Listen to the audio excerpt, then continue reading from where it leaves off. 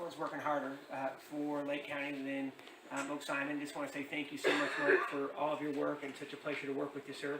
Let's give him a round of applause. And, to my left, the rock of the county, and that's Carol Hutchinson as the county administrator. I got to tell you, working with her on the Valley Fire, working with her via the Sulphur Fire, working with her on the Clayton Fire, she has just been fabulous. And I cannot say thank you enough for your partnership, and let's give her a round of applause. If it works for all of you, what I'd like to be able to do is just update you about what's happening across the state of California. Would like to be able to talk about some important issues that we're working. The most important part of the evening is to hear from you, your comments, your criticisms, your concerns, and want to be able to get your feedback. Is that okay with you? Just kind of laying out where we're at with the economy, some of the big issues cooking throughout the state of California, and then get into some local issues. Is that an okay format? Mm-hmm. All right, let's get right into it. As you know, we have one of the largest Senate districts in the state of California. Each one of us represents about 1 million folks. There's 40 of us in the state Senate. I'm the only Democrat. I know that could be a dirty word in some households, but I'm the only Democrat that represents a rural district in the entire state Senate, and I'm proud of that. The reason why I'm proud of that is work with Democrats and Republicans alike, and that's the way it should be. We should be working together to be able to get the job done rather than arguing over partisan issues. Am I right? And it is about delivering for those that we work for. I may have shared this with you before, but I was raised by my mom and my grandma. My grandma was an incredibly strict, hard-working prune farmer down in the Alexander Valley in Sonoma County. She took us in after my mom and dad had a pretty bad divorce. And I say that is because she taught me 3 things in life that has stuck with me. You have to work hard to be the hardest working person in the room. 2, you have to work together because there are smarter people, as she always said, than I am, and you need to bring folks together, right? And then number 3 is you don't take no for an answer when it comes to the people that you work for and the issues that you believe in.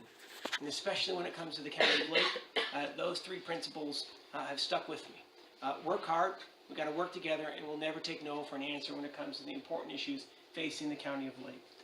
And the other really important part of this job is making sure that we're delivering for rural communities. One-size-fits-all approaches don't work for whether you are in Middletown, Eureka, Crescent City, or Weaverville, right? What works for Los Angeles doesn't necessarily work for us. And in there every day, building alliances and building bridges between Republicans and Democrats and Republicans to make sure we're doing good for the rest of the state of California. And I will share with you, we are almost 10 straight years into an economic recovery here in California. But that economic recovery has been uneven.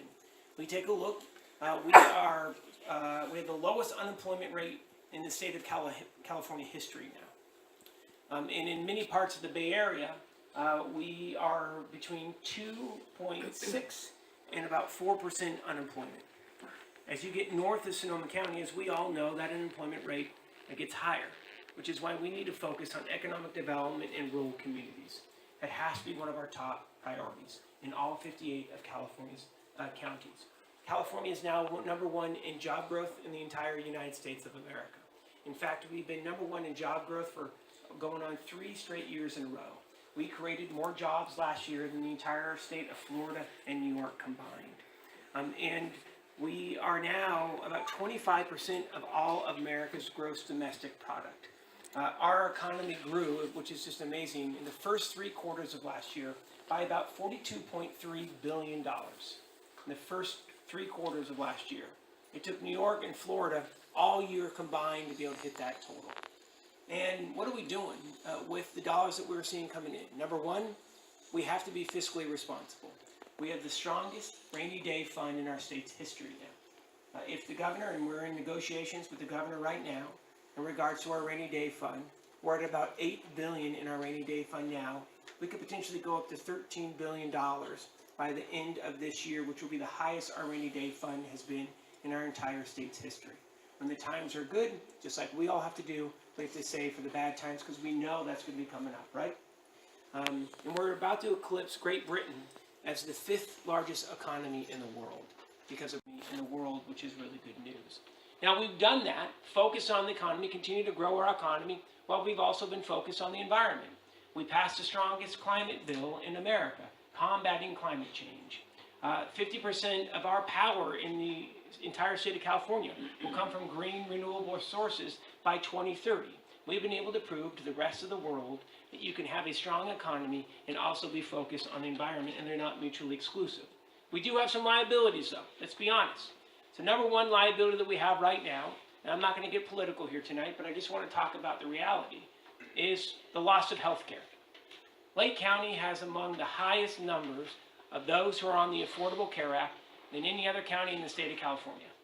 And in fact, in our district, which is all of Marin, all of Sonoma, all of Lake, all of Humboldt, all of Mendocino, all of Del Norte, as well as, watch out, Trinity County, we have among the highest numbers of residents on the Affordable Care Act than the rest of the state.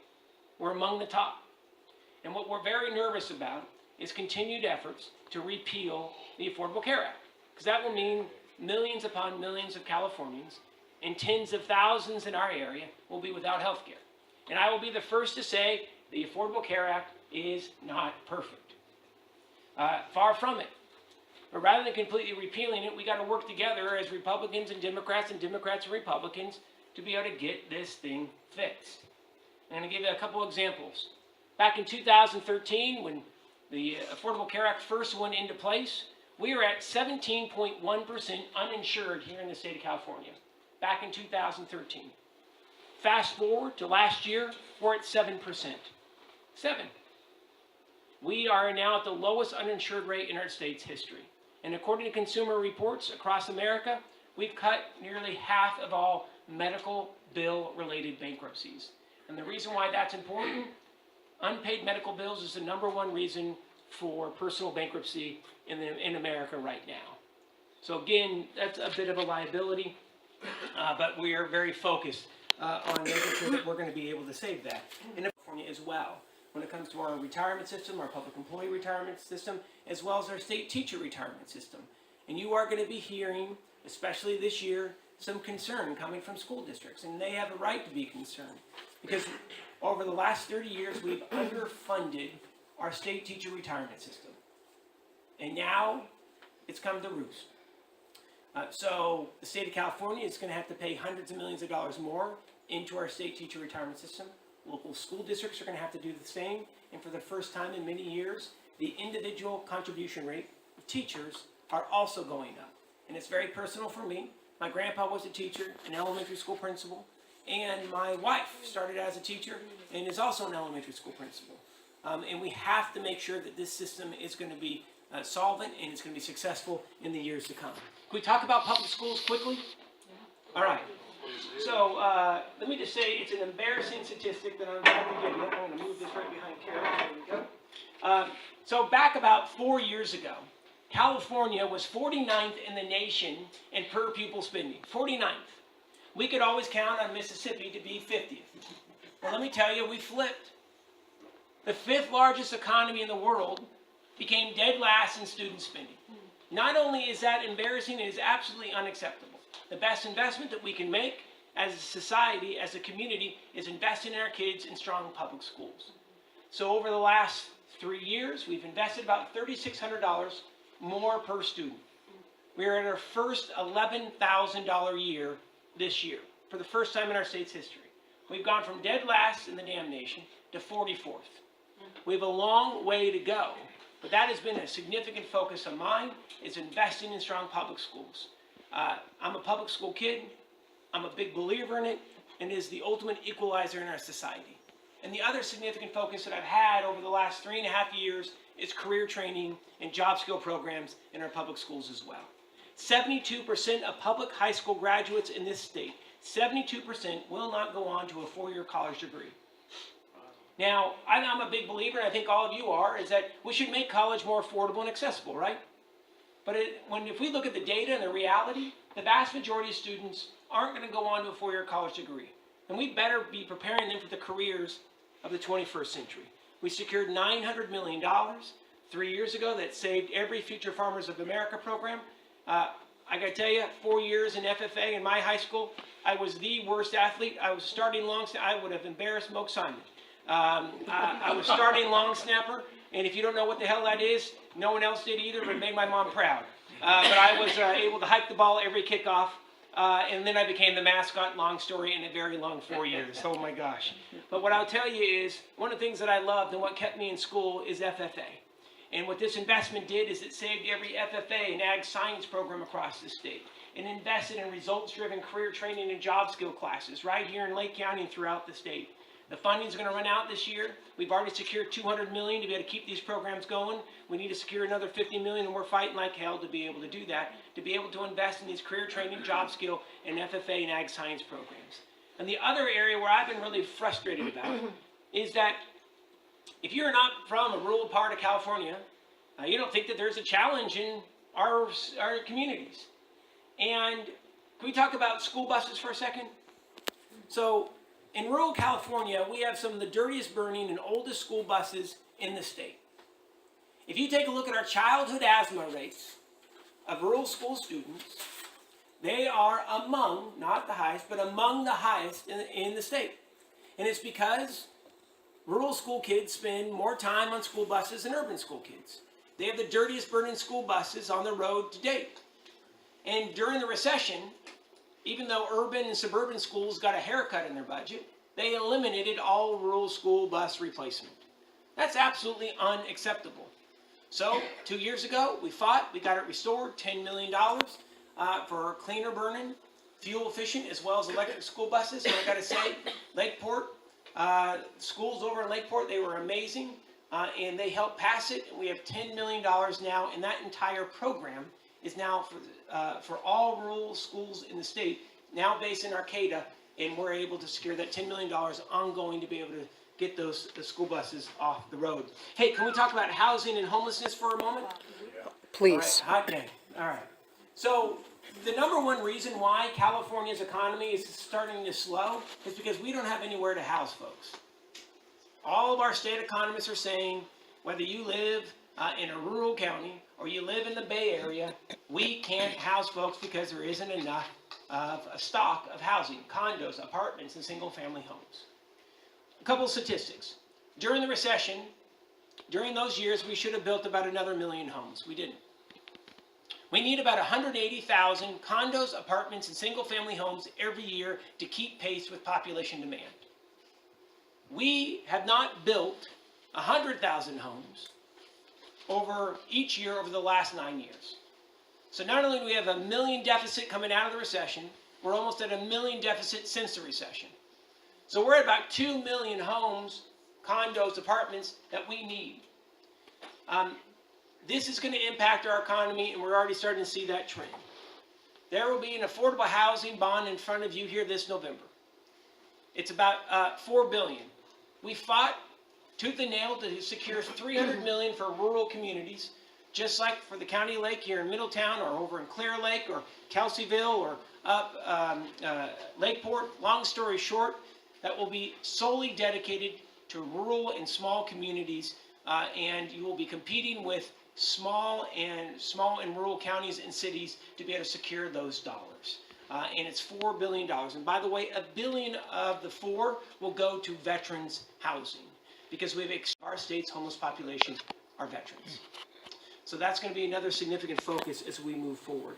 Homelessness, some statistics. 114,000 residents call the streets of California home every night. 22% of the nation's homeless population live on the streets of California. 22%. 25% of the 114,000 are veterans. They sacrifice on foreign soils, and they're sacrificing again here on our streets. And it's unacceptable. Out of the 114,000, 32,000 are designated as chronic homeless, meaning they have not touched a service, been in a shelter for at least a year. Your average chronic homeless resident costs taxpayers $100,000 per year, $100,000 bucks. 3 main reasons: run-ins with the law, unreimbursed stays in the emergency room, biggest driver, stays in county jail. Utah had a housing first policy where they focus on those who are chronic homeless. Most are dual diagnosis, mental health, as well as drug and alcohol addicted. They focus on them, got them into a permanent home, wrapped each of those homes with drug and alcohol addiction counseling, as well as mental health. They have been able to cut their homeless population over the last 14 years by about 40%. It's been significant. Lake County, we passed, Democrats and Republicans alike, passed a $2 billion bond. Lake County will be receiving about $520,000 to be able to build permanent supportive housing, focusing on those individuals who are chronically homeless here in Lake County. Once they get that money, and by the way, that's non-competitive, that's coming to them now, they will then be able to compete in a pot with like-sized counties for another up to $21 million.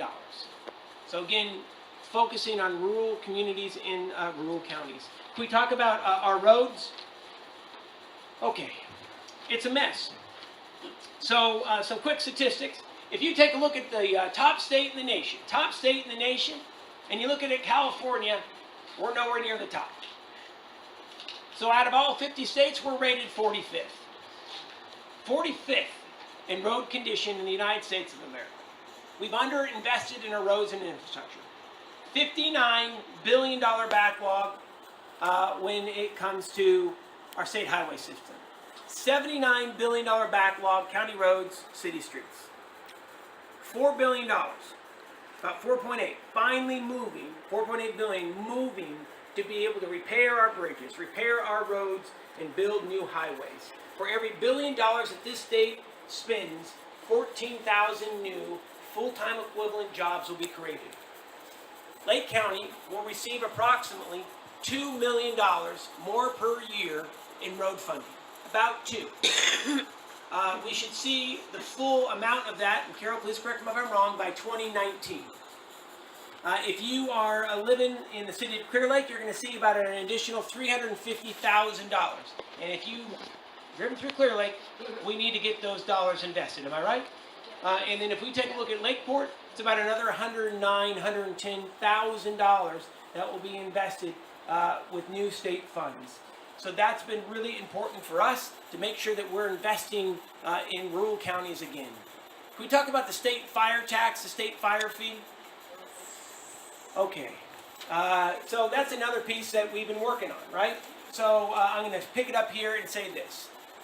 We are able to repeal the $80 million state fire tax. It is going to be repealed for a minimum of a decade. We're in the first year of that repeal.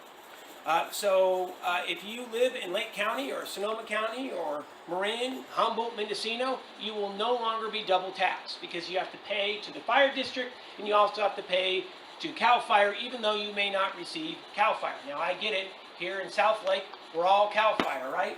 But if you live over in Lakeport, you outside of Lakeport, and you're not served by CAL FIRE, you may still be paying that fire tax. About 700,000 rural residents were paying $80 million a year. We were able to get that repealed and back funded from the general fund. So again, making sure that rural residents are taken care of. Real quick on issues of equal pay. My mom worked for over 2 decades at a bank. She was a teller. She also worked customer service. My mom scraped by, and if it wasn't for my grandma, we wouldn't have made it. 2/3 of minimum wage earners in this state, 2/3 are women. Minimum wage earners. Lowest paid workers in this state, women. California has finally passed an equal pay law. It's the strongest in the nation, where it is now illegal to pay a man more than a woman when it comes to equal work, and it's about damn time. And that's been a really significant focus as well. If we can talk about fires quickly. Again, I just want to say thank you to all of you. The past 3.5 years, and I still get emotional talking about it, past 3.5 years have been so incredibly tough for the County of Lake and for all of you. I don't think anyone would have expected that we would have seen over the last over 36 months, over 8,000 homes destroyed in our Senate district. 8,000 homes. We're coming back. It's slower than what we want. but I want to say a big shout out to the County of Lake. We worked with them for the greater part of 18 months. I have never heard Carol cuss as much as she had. Watch out. No, I'm kidding. She doesn't cuss. Only a couple times. All right, there we go. All right, there we go. But long story short, we were able to secure the over $10 million for Anderson Springs, and that project is moving. I just want to say thank you, especially the Anderson Springs community. So very grateful for your partnership. Absolutely. That $7.25 million for affordable housing is continuing to be invested by Hope City as well as Habitat, and we have more to go. This here is our latest request. We have a 4-county request to the state and the federal government from the sulfur fire. But what I will share with you is each of these 4 counties are asking for assistance after the North Bay firestorm. What the county keeps saying is, damn it, great, we had the sulfur fire, which is terrible, but we have yet to recover from the Valley fire, right? Especially our economy. And so we're working on additional enhancements for Lake County. There are several requests that we'd be happy to get into, which we have the list here, that have been put in front of the state of California and the federal government. Everything from roads to watershed cleanup, to watershed restoration, to housing, etc. And there is a really big push right now to be able to secure those dollars to continue to come into Lake. Close the EDD office in Lakeport. And if there are very few counties that need an EDD office more than the County of Lake. And what we're really happy to be able to say is that office is not going to be closing. It's going to be all open in perpetuity, and that is officially off the table. Working with the Department of Water Resources and Assemblywoman Aguilar Curry, as you all know, $15.2 million will be invested in the Middle Creek Restoration Project, and that project is moving. I want to say thank you to those who are involved with the Land Trust. Taylor was out there, and by the way, this is Taylor Morrison, who I'm honored to work with, who is district representative here in Lake County, Mendocino County, and I just want to say thank you to Tay for all of her hard work as well. There are some current projects that I'd like to talk with you about. I'm going to do lightning round, and I promise it's going to be really fast, and I'm sorry that I'm going long. Number 1, insurance. We need, look, California is facing a new normal when it comes to our fire season. We have to stop saying that fires are unprecedented in the state of California. Each year, fires keep getting worse, right? That means we have to change the way we approach wildland fires. That means the insurance industry has to change. We have a bill right now that would mandate 80% non-itemized list payout when it comes to a governor-declared natural disaster like a fire to homeowners who lost their home. To be able to get dollars into their pocket as quickly as possible to be able to rebuild our communities as fast as possible. This is a hell of a fight that we're having right now with the insurance industry, and we're going to need your help, but it is the right thing to do. $184 million is needed for enhanced mutual aid in the state of California. So a couple of quick things. Mutual aid, when a fire breaks out, you have communities. If you remember during the Valley Fire, we had LA and San Diego and Temecula Fire all coming up right into Lake County. Well, that's our mutual aid system here in California. When there's a large event, about 83% of all fire apparatus and firefighters come from a local government all over hell and creation in this state. It's strained. We had 6,000 mutual aid calls in 2017, 6,000 that went unanswered last year.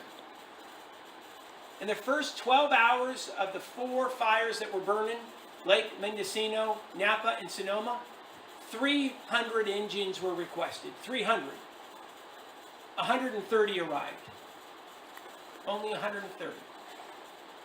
We have a gold standard of the mutual aid system, but it's incredibly strained. We have to pre-position resources here in the state of California now. When we have a red flag weather event, we need to be bringing engines in so they're on hand prior to the fire breaking out. Back in 1975, the state of California, due to budget cuts, cut 31 CAL FIRE fire engines. We have to finally replace those, which we never have within CAL FIRE as well. Enhance resources for locals, enhance resources for the state, and we got to move this. The other item is we have to move on a statewide standard for emergency alerts. And I want to compliment Sheriff Martin. Sheriff Martin, we are so lucky to have the sheriff here in Lake County. He does an amazing job. And the way he deployed the alerts during the sulfur fire saved lives. Targeted alerts, getting folks out in a timely basis. Unfortunately, Lake County has the training and why we need to be able to have targeted emergency alerts. We have counties in this state that can't even deploy an emergency alert. We lost lives because emergency alerts were not deployed in a timely fashion in other areas of this state.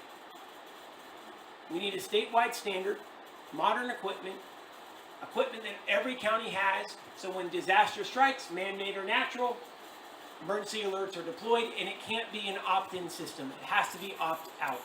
So just like Amber Alerts, you get it automatically. And it has to go to more than cell phones. It has to go to landlines, radio, television, and all electronic billboards on highways as well. $200 million we're working, up to $250 for career technical education. Deputy Rumfelt, we're fighting to have a significant portion of Highway 29 renamed the Deputy Rumfelt Memorial Highway near his home community of Lakeport. And the other item, and I'm going to stop yapping, and I apologize I went on for so dang long, is opioids and heroin. Our area has been devastated by the opioid crisis. Not nearly as bad here in Lake, but in Humboldt County, twice the death rate, 5 times the overdose rate compared to the statewide average. We're securing $8.4 million this year. 2.5 of that comes from the state, the remainder comes from the feds, to do mandatory screening when an individual goes into a doctor to be able to ask the questions, are you using heroin? Are you using prescription drugs? Is there a way that we can help you? Can we get you into treatment? Right now, that's not a mandatory question by your doctor, especially if you're on Medi-Cal. It is for alcohol addiction, but not methamphetamine, opioids, or heroin. And screening, early intervention works. We're working on that as well. I'm going to stop yapping, turn it over to all of you. I'm sorry I went on for so long, but again, thank you for this incredible opportunity to be able to work with you and to be able to work with you each day on behalf of Lake County.